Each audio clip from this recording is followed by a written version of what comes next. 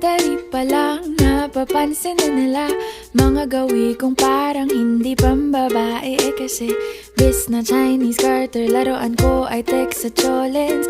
Tapos ko jamming ko lagi noon mga sigang lalaki sa amin.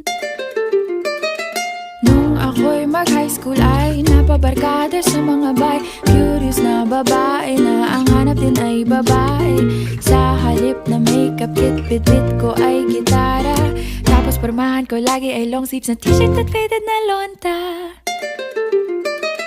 Pero nung makilala kita, nagbagong bigla ang aking timpla. Natutuwa ko na magpariban at mag-ahit ng kilay at least once a month. Hindi ko alam kung anong meron ka na sa akin ay nagpalambot ng bigla. Sinong mag-aakalang lalaki pala ang bibiyag sa tulad kong tigreng gala.